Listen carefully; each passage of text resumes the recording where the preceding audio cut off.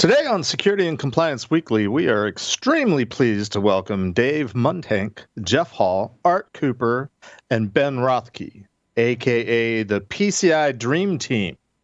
We're pretty sure we're going to set a record today for how many times PCI is spoken in a single episode, and I, for one, am ready.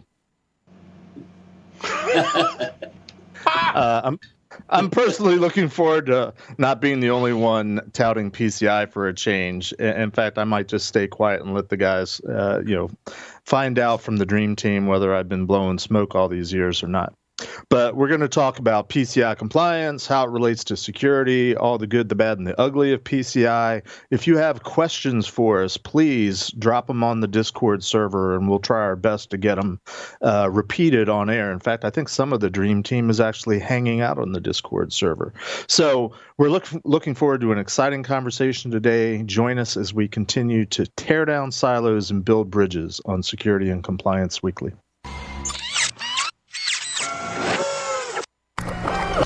This is a Security Weekly production.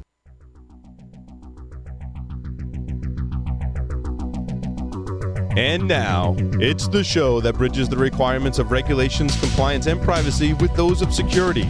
Your trusted source for complying with various mandates, building effective programs, and current compliance news. It's time for Security and Compliance Weekly. The average cost to respond to an insider threat is $11.45 million. That's a lot of reasons why a functional insider threat program must be a core part of any modern cybersecurity strategy. To protect your organization's sensitive data and meet compliance requirements, you need controls in place to deter, detect, and disrupt insider threats. With ECRAN system, you can meet control requirements imposed by compliance mandates all within one insider threat management platform. Get your free 30-day trial at securityweekly.com/ECRAN. That's EKRAN, and fulfill your compliance requirements. The question is simple. Have any of the systems on my network been compromised? The answer is harder than it should be. Enter AI Hunter. Active Countermeasures has automated and streamlined techniques used by the best pen testers and threat hunters in the industry to create AI Hunter, a network threat hunting solution that does the first pass of a hunt for you to identify systems that are most likely to be compromised and scores the results on a scale from 0 to 100. You can then research those systems in depth with AI Hunter. Focus your valuable time on the systems that need your expertise with AI Hunter. Sign up for a personal demo today at securityweekly.com/ACM. Welcome to episode 36 of Security and Compliance Weekly, recorded live on July 21st, 2020. I'm your host, Mr. Jeff Mann, and joining me today, of course, are my illustrious co-hosts, Josh Marpet, Scott Lyons, and John Snyder, Esquire. How's everybody doing today, fellow co-hosts? Ready to drink. Got the bottles ready. Good. Before we jump into the discussion with the PCI Dream Team, we do have a few announcements. You can join the Security Weekly mailing list for any of our webcasts or virtual training announcements, and to receive your personal invitation to our Discord server. To do this, you go to securityweekly.com/subscribe and click the button to join the list. Also, we are ever on the lookout for high-quality guest suggestions for all of our podcasts to fill our Q3 recording schedule. Submit your suggestions for guests by visiting securityweekly.com/guests and completing the form. We review suggestions monthly, and we'll reach out to you once we've completed our review. All right, enough of that. We'd like to extend a very warm Security and Compliance Weekly welcome to the PCI Dream Team. Good to be here. Thank you. Yep.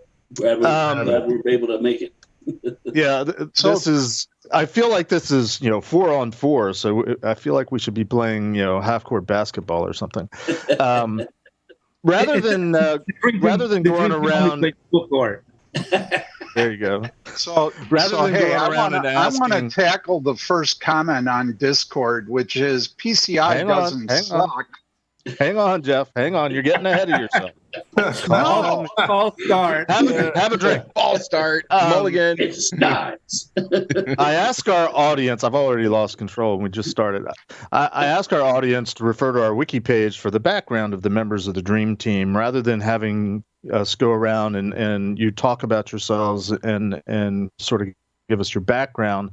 I want to start by going right to our hot seat question, and we'll go around and ask each of you the same question, or I'll ask it once, and if any of you guys have a good short-term memory, you'll just remember it and respond to it in order. The hot seat question that I'd like to ask, I know I'm asking a lot. Maybe you should go first, Jeff. The question we like to ask all of our guests is, because this show is all about sort of the where things fit, how do things work between the world of security and the world of compliance. So we simply ask, where do you fall? What is your opinion of this thing that we like to call the security versus compliance continuum? Jeff, in deference to your age and feebleness, I'll let you go first. Well, I've blogged on the subject, and the fact is, if you read all the reports, pick the one, Trustwave, Verizon, doesn't matter. Compliance does mean security, because at the end of the day, nobody's complying with any of the frameworks. So don't blame the ruler for your own shortcomings. Curmudgeon.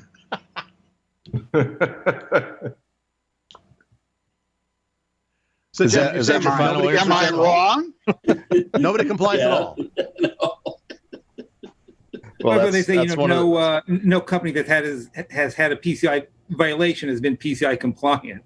So they sort of use that rule. But I think at the end of the day, there is some legalese there. But at the end of the day, you want to keep the lawyers out of your organization. So in that sense, compliance is better. On the other side, you want to keep the hackers out and attackers out and your internal people out. So that's where security takes preference. I mean, where that demarcation is, wherever you want to draw it. But, they're both critically important. It's sort of like, which is more important, the heart or the liver? Well, they're both pretty important if you want to make it to the end of the webcast. The joke, though, Ben, is Ben, by the way, to a different part. Yeah. What I've always said is compliance is the floor and security is the ceiling. Both are pretty necessary. You need a floor to stand on, and you need a ceiling to keep the rain and the weather off of you. And so I've always told my clients that you start at the floor and you work your way to the ceiling. I mean, it's a continuum. Is compliance security the same thing? Like Jeff said, compliance is security. It's minimal security. The point is, what makes me angry with clients is they're always yelling at me saying, well, you always want us to aim for the ceiling. I said, yeah, because you haven't got your floor built. And if you don't build a ceiling over it soon, the floor is going to fall out on you. I'm curious, Art, what are the walls in your... Oh, the walls? Those are the poor bastards that get sued after the breach, I guess. I mean, it's a terrible metaphor, right? Because you have to almost have to do the Monty Python glass wall thing, but it's just a sliding continuum. And I guess what makes me angry is, I've been doing this stuff since the 70s. And what really makes me mad is this is just security 101. There's nothing in PCI that's hard. It's all very easy stuff. It's just that nobody wants to do it. And they don't want to do it because it costs money. Well, of course. They do it well. Of course. No, it's free, David. Yeah. You know that. It's all free. Well, let David respond to the question, and then we can continue with the free for all. Sure. So I think security and compliance do not equate to each other. However, they are indirectly related. They have a lot of things in common. One of the most important things they have in common is they're both essentially not end state, but they're both an ongoing process towards hopefully ever increasing objectives regarding achieving both. And one of the great things I think that I like about the PCI DSS is it's probably the most prevalent security framework that actually impacts pretty much everyone on the street. To a large extent, everyone carries plastic. So people get it. They understand why it's important. But as I mentioned previously, in order to do it well, it's not necessarily that hard. It depends on what your perspective is, but it does require an investment. And the investment, theoretically should not, be significantly more than the intellectual property and the information assets that you're trying to protect. But it is an investment nonetheless in preserving those assets. Hey? Yeah. Great. Okay, now, Jeff, you wanted to respond to a question that popped up on the Discord server, or a statement that popped up. PCI only sucks because you don't know what you're doing and how to do it right. That's why it sucks.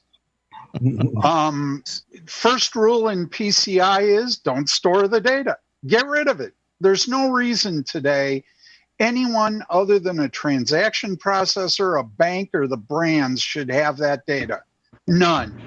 If you're hanging on to it, trying to be cool with it, you're being foolish and stupid.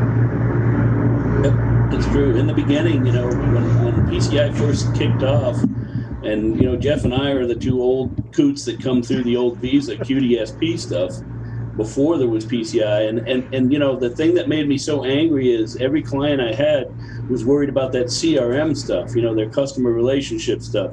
They're like, well, if we sell them a grill, we have to be able to send them an advertisement for tools for the grill, and the only way we can do that is we got to keep all their data. And I said, their credit card number? What the hell's that got to do with a grill brush? And they looked at me like I had 8 heads. I really should have took stock in Salesforce, which you can't, but I wish that I had my nose in there, because any QSA worth their salt helped build that big building that Salesforce has in San Francisco, because we pushed all our clients to get all of that salesy CRM stuff out of their environment. And Jeff's right, nobody has a reason to be keeping credit card data unless you're a transaction processor, a bank, or an issuer. Everybody else, don't need it. Well, back in the day, I think it was very easy for most businesses to settle on the primary account number as a really handy way to identify their clients and their customers. And obviously, they have no idea what Pandora. Kind of like a social security number. It's just really convenient. Yeah. Everybody has one, and it's unique. Exactly. When the bank cards first started, when the green card and the mess that came out of Delaware, which kind of started it all, and First Data sort of has the remnants of that stuff. When those bank cards first started, they used to line everything up. That's why, amazingly, the track on a credit card still has 80 columns, because it's based on the old IBM punch card, Hollerith card. And in those days, the banks had a punch card for each customer. Yep. So their account number was their bank account, was their credit card, was their bank card. And, it sounds great. Unfortunately, bad guys, figured out how to get those and do things with them. And, if you haven't had the good fortune like the rest of us have to meet Frank Abagnale from Catch Me If You Can, Frank will tell you he loved that system, made it real easy for him. Yep.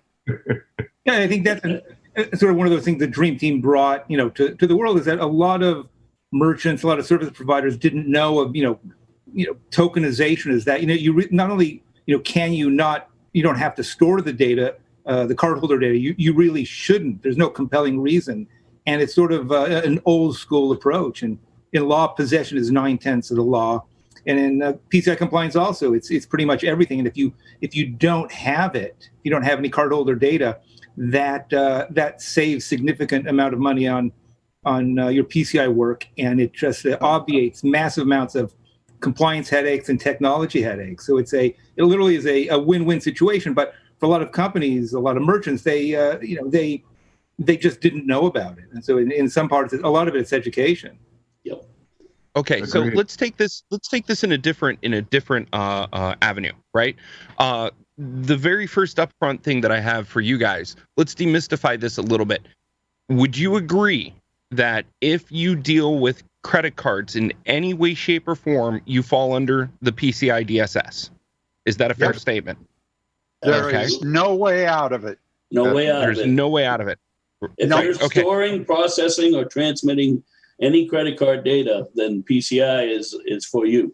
So even a merchant that has a completely functional listed P2PE solution where they get the big, huge scope reduction, they're literally dealing with card data the least of anyone. They still have to deal with it. And they still have to make sure that even though they're doing very, very little with it and not really doing much with it, they're processing it. So they still have some things that they have to worry about under PCI. Well, I'm fascinated by is the payment card industry insists that this is a voluntary standard. Yeah, we'll try. Yeah, well, I'll visa that. yeah, the minute a CFO or a finance guy for any organization signs the merchant agreement to accept cards for payment, they are under the PCI thumb. There's nothing you can do about it. It's a contractual arrangement. That's right. Okay. And then it flows downward from the payment card companies to the banks to the merchants, and that's how the fining flows. If you get breached, your bank fines you because they're going to get fined by the payment card company in return. It's a nice hill that things flow down. Right, and a lot of people end up, unfortunately, dying on that hill, right? Let's be honest. Oh, yes. That's pork chop hill, by the way. I mean, when it comes to credit card processing, a lot of organizations will go out of business within days if they can't, accept credit cards. It's not like a brick and mortar, pizza shop. So obviously, anyone in e-commerce, it's PCI is critical. It's literally their lifeblood. That's right. So you just hold the 20 up against the screen, Ben. That's how you pay for it. Okay, so there are varying levels in PCI, right? Levels 1, 2, 3, and 4. And the levels are dependent on the number of transactions, or is it depend on merchant status? Can you help break that down just a little bit? Well, so the brands have volumes. Yeah, it depends. It depends. So you're saying it's So the brands have volumes. So a level 1 merchant does more than 6 million transactions annually. And level 2, and it's by card, because obviously American Express has a smaller number of cardholders, so their volumes are lower than MasterCard and Visa, who are supposedly the big players. But MasterCard, Visa, and Discover all have the same levels. So level 1, over 6 million transactions. Level 2 is 1 million to 6 million. Level 3 is where everybody keeps screwing it up. It's always under 1 million total transactions, but you have more than 20,000 e-commerce transactions. And then level 4 is you have less than 20,000 transactions for e-commerce, but no more than 1 million transactions in total between everything you have.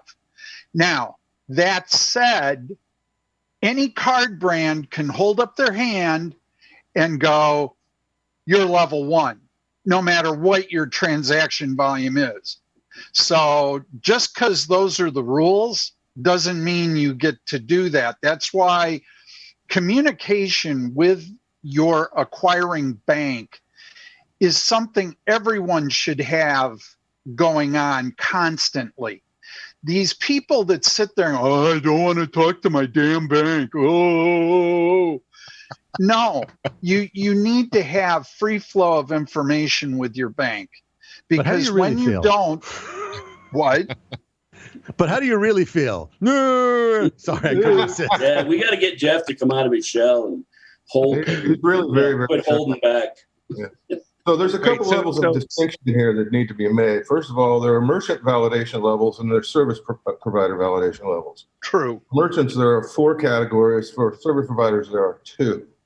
And you're validated by the number of transactions you perform annually as a business across all the major five card brands. In the last couple of years. The concept of reciprocity.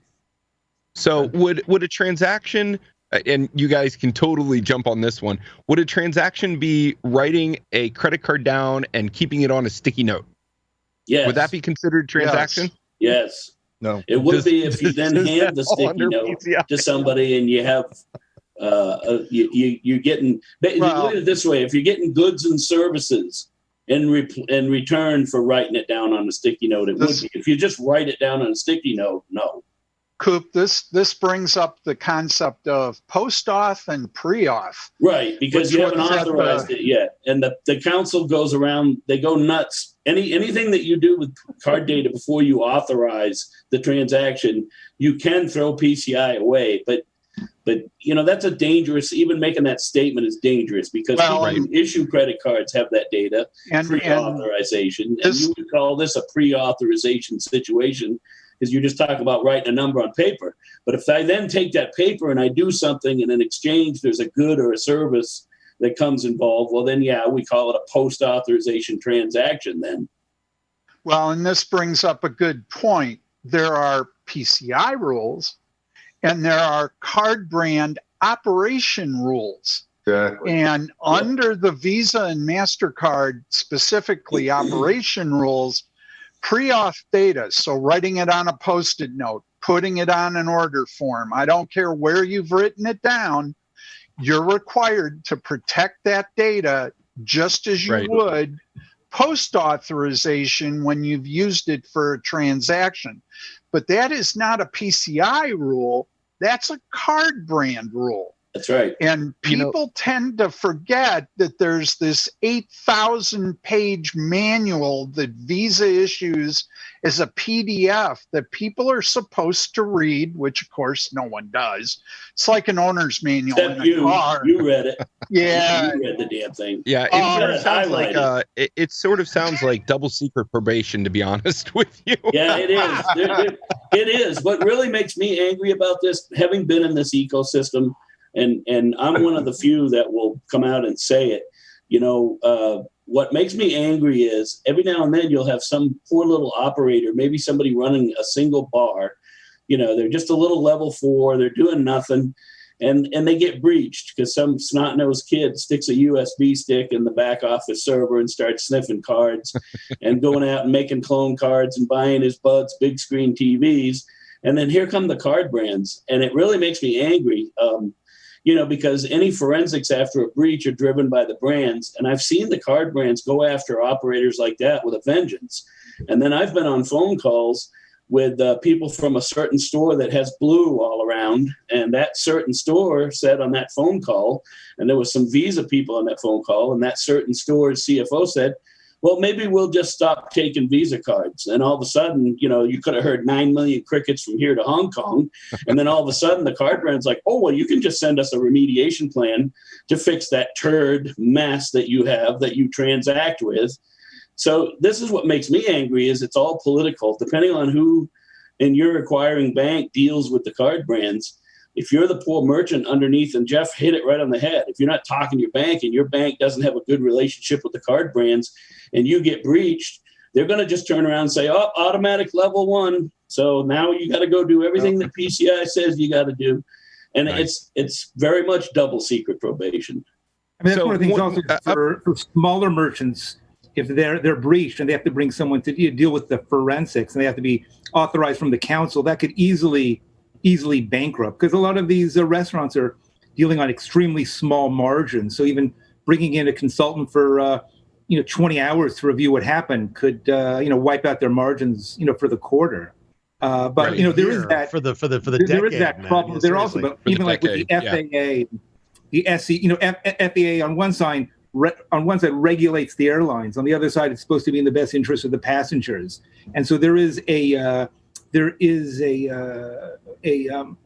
conflict there of sorts, and PCI also have they're trying to deal with this. On one side, you've got the Fortune 50 companies who may be contributing 80% of their fees, and some little podiatrist in Podunk, Alabama, he gets breached. He's going to have to pay for it. Ostensibly, it could be a lot more than a Fortune 50 merchant, but that's Here's an example I dealt with back in 2004.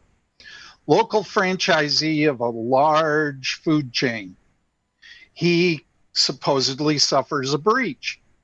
And so they went after him. He hired me as a forensic analyst. I went through the systems. I couldn't find the data.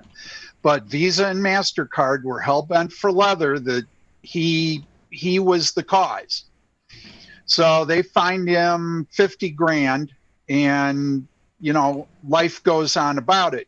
Flash forward 8 months later, the police department walks in, busts 2 of the workers behind the screen. What they were doing is they had installed skimmers in their skateboard shoes. And so when the customer would hand the card over to be swiped at the register, the kid would drop it on the floor. He'd pick it up, swipe it through his skateboard sneaker, and then swipe it through the register. That was how it was going on. So the guy that owned the franchise wasn't the problem. It was two of the kids in his restaurant that were working as wait staff taking the orders. But yet he still got fined, and Visa and MasterCard never returned the fines. They went on about their merry way. You couldn't dispute. So you're saying there's a real discord that's being created here.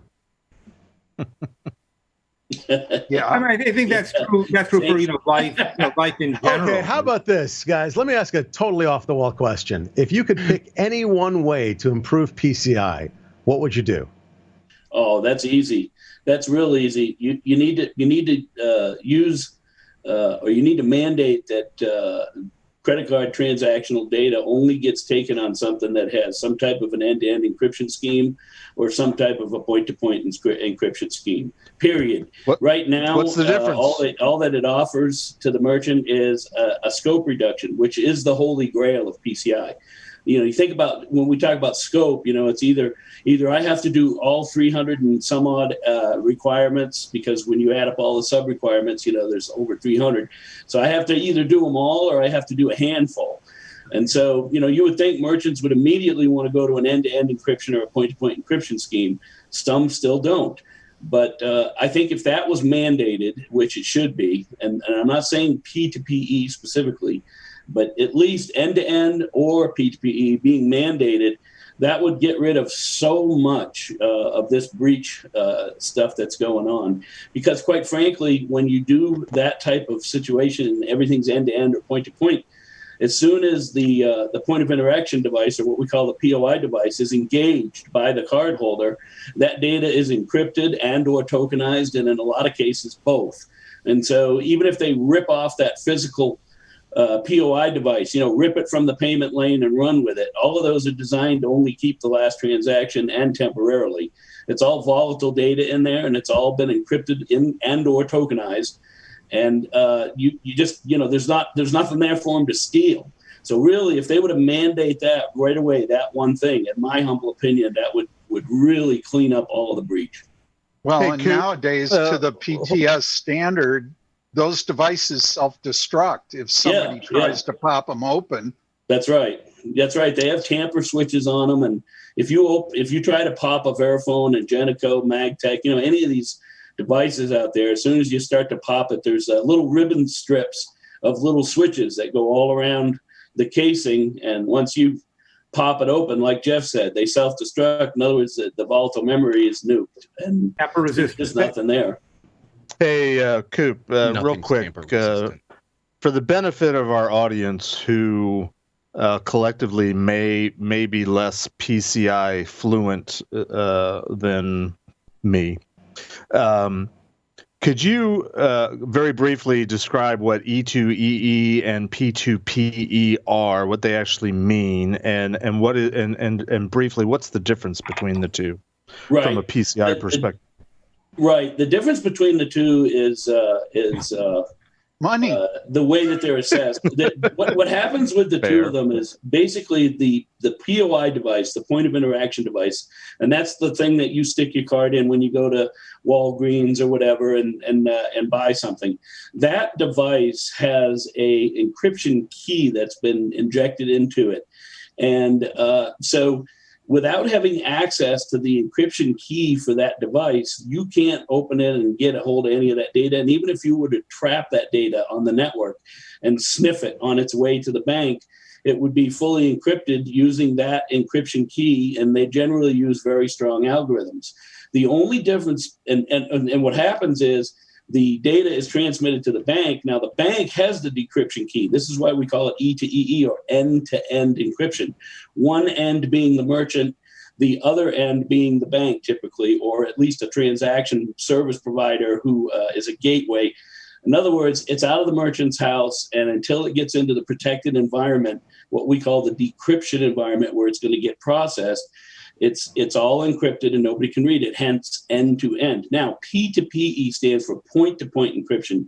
That's what the council came up with when they decided to develop a standard for end-to-end encryption. End-to-end encryption's been around forever. The problem was there was never a standard on it. So when the council decided to develop a standard for end-to-end encryption, they decided to call it point-to-point encryption, or P2PE.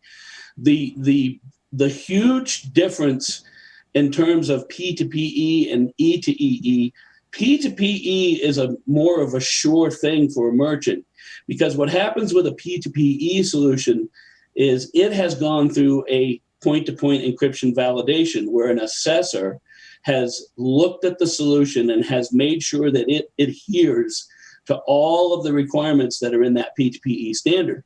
And then once it does, it gets listed on the PCI website. And if you're using that very solution, your scope reduction is automatic.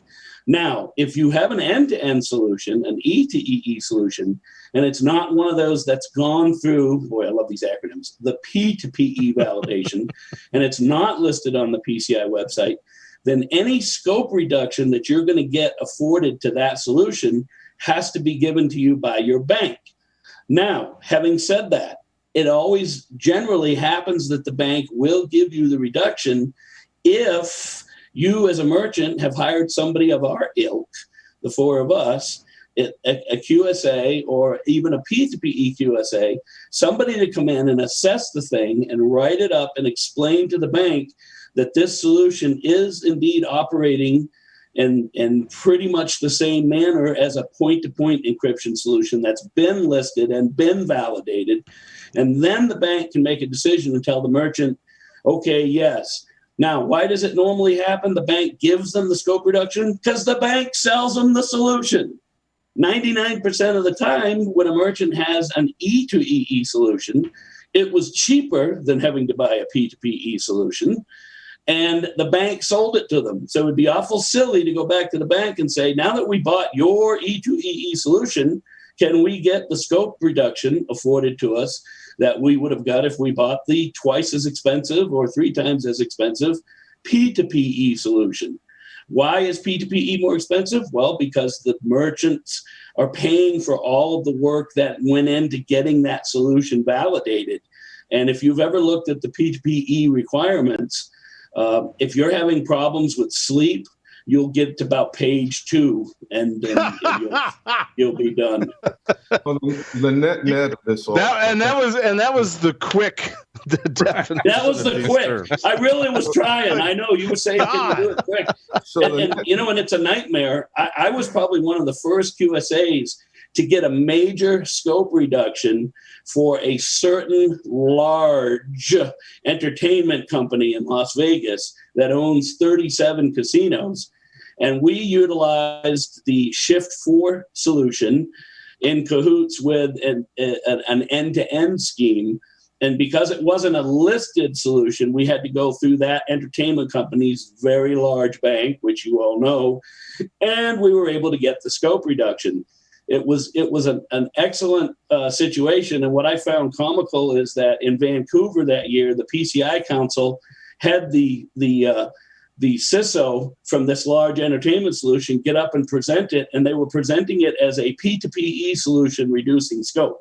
And I was in the audience, and I had to crack up because not only was I their QSA, but I was Shift 4's QSA that year, and I was sitting there going, this isn't P2PE listed yet. Now, Shift 4 is now, but at the time it wasn't. So it was all relying on the bank. But you see, even the politics, isn't that hilarious? It was, what was that, 2015? You're the one that got them stopped with the fines. I worked with them when they had those fines. Wait, A2 Brute? What? So exactly, well said. Hey, guys, this is lots of fun, but let's pause here, take a quick break, and we'll come back and let the mayhem continue. I want to especially hear from our illustrious co-host, John, Eric, since you guys dissed on lawyers early on. So hold everybody's thoughts. We'll be right back.